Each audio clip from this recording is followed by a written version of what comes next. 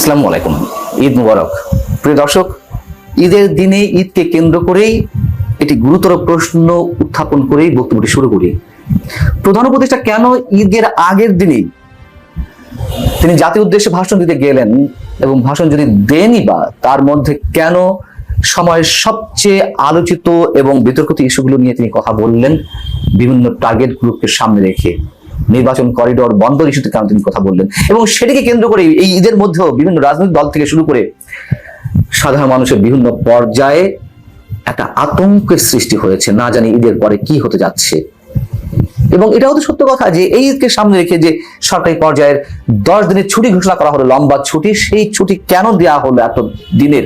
এর মধ্যে আসলে কিছু ঘটতে যাচ্ছে, কি হতে যাচ্ছে? নানান ধরনের প্রশ্ন গুঞ্জন মানুষের কানে মুখে ছিল। সেই অবস্থার মধ্যে এসে আবার তিনি যে ভাষণটি দিয়েছেন, সেই ভাষণে আবার তিনি যেসব শব্দ ব্যবহার করেছেন সেটিকে খুব কেয়ারফুলি বিএনপি নোটিশ করেছে। তারা বলছে যে প্রধান উপদেষ্টা শব্দ চয়নের ক্ষেত্রে সব ধরনের রাজনৈতিক ভব্যতার সীমা লঙ্ঘন করেছে। আমি সে বিষয়ে আসছি, এবং এটুকু একটু মন্তব্য করে রাখতে হয়। আমরা নিশ্চয় জানি যে আমার যদি খুব ভুল না হয়ে থাকে, আজ অবধি অন্য কোনো সরকার প্রধান বা রাষ্ট্রপ্রধান এই দেশের আর কখনোই ঈদকে সামনে রেখে জাতির উদ্দেশ্যে ভাষণ দেননি। ব্যতিক্রম শুধুমাত্র এই প্রধান উপদেষ্টা অধ্যাপক ডক্টর মোহাম্মদ ইউনূস, যিনি রোজার ঈদকেও সামনে রেখে এবং একই সঙ্গে স্বাধীনতা দিবসের সামনে রেখে গত 25শে মার্চ জাতির উদ্দেশ্যে ভাষণ দিয়েছিলেন। ভাষণ যদি দেবেনি তাহলে তিনি তার উন্নয়নের ফেসতে গাইতে পারতেন বড় জোর। কেন তিনি বিতর্কিত ইস্যুগুলো সামনে নিয়ে এসে মানুষের মধ্যে এক ধরনের সংখ্যার সৃষ্টি করলেন? নিশ্চয়ই এর মধ্যে কোনো কারণ আছে। তিনি 9 জুন লন্ডন সফরে যাচ্ছেন, তিনি ইচ্ছা করলে 8 জুন দিতে পারতেন, অথবা আরো 2 দিন আগে দিতে পারতেন, জানি না। কিছু একটা উদ্দেশ্য রয়েছে, আমরা মনে করতেই পারি, ধারণা করতে পারি। তো প্রধান উপদেষ্টা যখন ভাষণ দিলেন তার পরপরই বিএনপি জরুরি ভিত্তিতে বৈঠকে বসেছিল স্থায়ী কমিটির সদস্যরা, যেখানে শীর্ষ নেতা দলের তারেক রহমান উপস্থিত ছিলেন, এবং এপ্রিলে যে নির্বাচনের সময়সীমা ঘোষণা করা হয়েছে সেটি তারা প্রত্যাখ্যান করেছেন। একই সঙ্গে তারা ডিসেম্বরের মধ্যে নির্বাচন অনুষ্ঠানের বিষয়ে অনড়।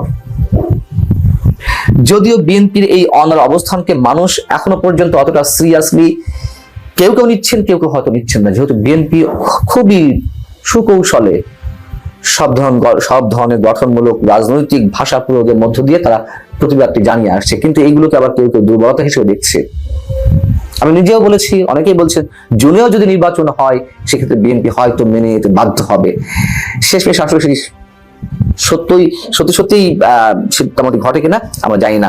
যাই হোক, বিএনপি বৈঠক শেষে যে বিবৃতি দিয়েছে সেই বিবৃতি তারা উল্লেখ করেছে যে একটি বিশেষ রাজনৈতিক গোষ্ঠীর প্রভাবিত হয়ে অন্তর্বর্তী সরকার আগামী বছর এপ্রিল মাসে জাতীয় সংসদ নির্বাচন অনুষ্ঠানের ঘোষণা দিয়েছে। খুবই যৌক্তিক কথা, তার প্রমাণ তো মিলেছে এর মধ্যে। জামাত গত কয়েকদিন ধরে যা বলে আসছে যে ডিসেম্বর থেকে এপ্রিলের মধ্যে নির্বাচন অনুষ্ঠিত হতে পারে, এবং জামাতকে খুশি করার জন্য, এবং জামাত তো এই সরকার পরিচালনা করছে বিহাইন্ড দ্য স্ক্রিনে, সবাই জানে, সেই এপ্রিলেই ঘোষণা করা হয়েছে নির্বাচনের সময়সীমা।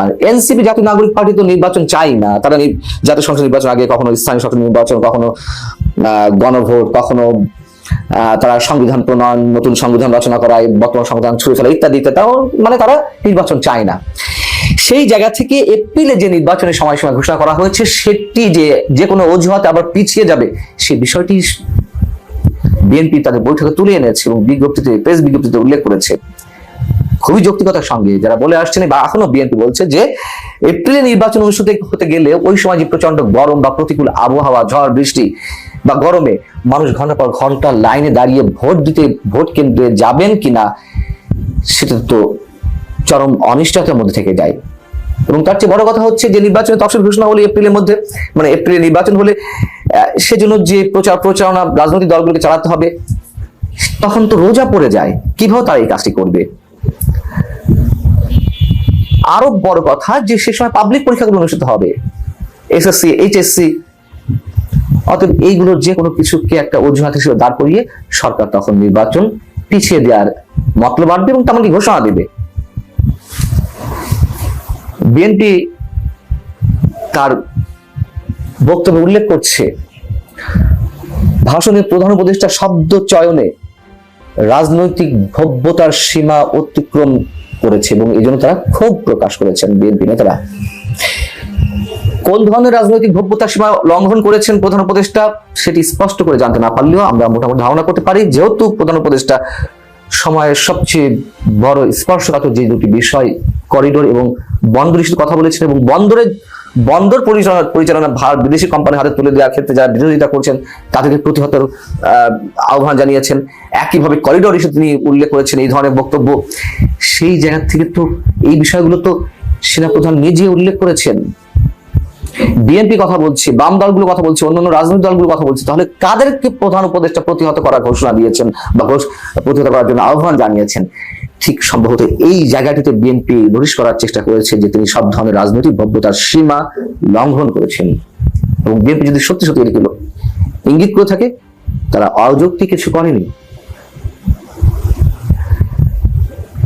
বিএনপি তার বিজ্ঞপ্তিতে বলছে যে পবিত্র ঈদ উল আজহা উপলক্ষে প্রদত্ত তার বক্তব্য প্রসঙ্গ অতিক্রম করে, অর্থাৎ সাধারণ মানুষকে তিনি শুভেচ্ছা জানাবেন বা তার উন্নয়নের ফিসদের সমস্যা নেই, এইগুলোর প্রসঙ্গ অতিক্রম করে জাতির উদ্দেশ্যে যে ভাষণে পরিণত করলেন, এই দীর্ঘ ভাষণে তিনি বন্দর, করিডোর ইত্যাদি এমন সব বিষয় অবতারণ করেছেন যা তারই ভাষায় অন্তর্বর্তীকালীন সরকারের 3টি ম্যান্ডেটের মধ্যে পড়ে না। তিনি বলেছেন সরকারের ম্যান্ডেট 3টি, একটা হচ্ছে বিচার, সংস্কার আর নির্বাচন। খুবই বাস্তবতা এটি যে জাতীয় ঐকমত্য কমিশনের যেই বৈঠক খেলা, সংস্কার কমিশন গুলোর যে সংস্কার আলোচনা প্রস্তাব, এগুলো যে স্রেফ নাটক নির্বাচন প্রলম্বিত করার জন্য, তা এখন দেশের অধিকাংশ মানুষের কাছে স্পষ্ট। এবং এই নির্বাচন অনুষ্ঠানের ক্ষেত্রে ডিসেম্বরের মধ্যে দেশের 52টি রাজনৈতিক দল স্পষ্টভাবে জানিয়ে দিয়েছে তারা ডিসেম্বরের মধ্যে নির্বাচন চায়। নিবন্ধিত 26টি রাজনৈতিক দল জানিয়ে দিয়েছে, তারা তাদের বক্তব্যে স্পষ্টভাবে উল্লেখ করেছে তারা কি চায়। সেখানে তাদের সব ধরনের মতামতকে অগ্রাহ্য করে মাত্র 10% রাজনৈতিক দল বা রাজনৈতিক প্রতিনিধিত্ব করে জনগণের এমন দলের সবকিছুকে গ্রাহ্য করে বিবেচনায় নিয়ে প্রধান উপদেষ্টা সবকিছু করে যাচ্ছেন একের পর এক। বিএনপি এখনো পর্যন্ত অনড় আছে। আমরা জানি না তারা কোন ধরনের কর্মসূচিতে যাবে, তবে ঈদের পরে নিঃসন্দেহে রাজনৈতিক পরিস্থিতি উত্তপ্ত হচ্ছে, এটুকু আমরা যে কেউ বলতে পারি। এই জন্যই বলছিলাম যে কেন, কি উদ্দেশ্যে প্রধান উপদেষ্টা ঈদকে সামনে রেখে এই ধরনের বক্তব্য দিতে গেলেন। ভালো থাকুন সবাই, আল্লাহ হাফিজ।